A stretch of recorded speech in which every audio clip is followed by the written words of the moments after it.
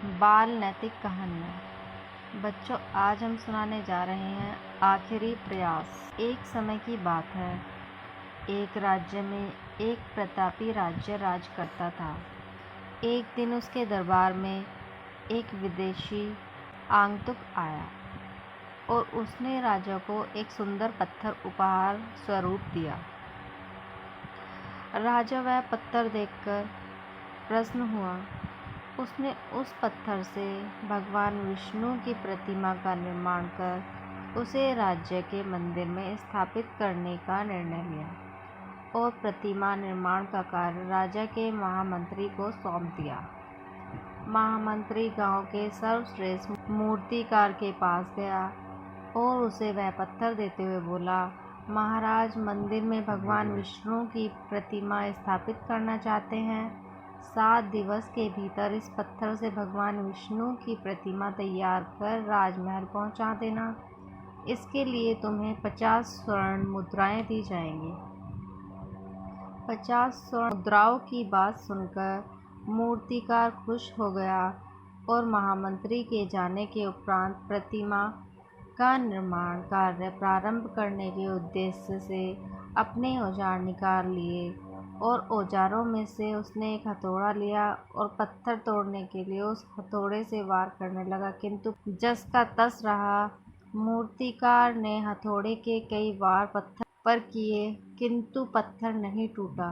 50 बार प्रयास करने के उपरांत मूर्तिकार ने अंतिम बार प्रयास करने के उद्देश्य से हथौड़ा उठाया, किंतु यह सोचकर हथौड़े पर प्रहार करने के पूर्व ही उसने हाथ खींच लिया कि जब 50 बार वार करने से पत्थर नहीं टूटा तो अब क्या टूटेगा। वह पत्थर लेकर वापस महामंत्री के पास गया और उसे यह कह वापस कर आया, इस पत्थर को तोड़ना नामुमकिन है, इसलिए इससे भगवान विष्णु की प्रतिमा नहीं बन सकती।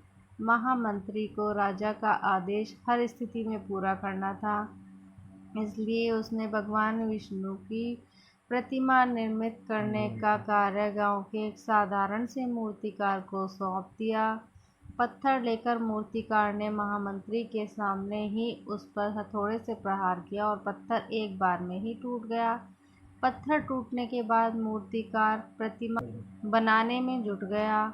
इधर महामंत्री सोचने लगा कि काश पहले मूर्तिकार ने एक अंतिम प्रयास और किया होता तो सफल हो गया होता और 50 स्वर्ण मुद्राओं का हकदार बनता।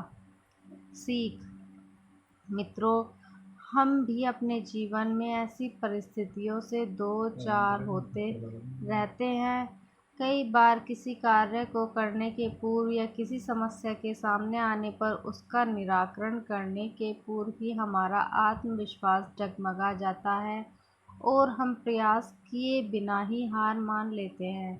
कई बार हम 1-2 प्रयास में असफलता मिलने पर आगे प्रयास करना छोड़ देते हैं, जबकि हो सकता है कि कुछ प्रयास और करने पर कार्य पूर्ण हो जाता या समस्या का समाधान हो जाता। यदि जीवन में सफलता प्राप्त करनी है तो बार बार असफल होने पर भी तब तक प्रयास करना नहीं छोड़ना चाहिए जब तक सफलता नहीं मिल जाती। क्या पता जिस प्रयास को करने के पूर्व हम हाथ खींच लें वही हमारा अंतिम प्रयास हो और उससे हमें कामयाबी प्राप्त हो जाए।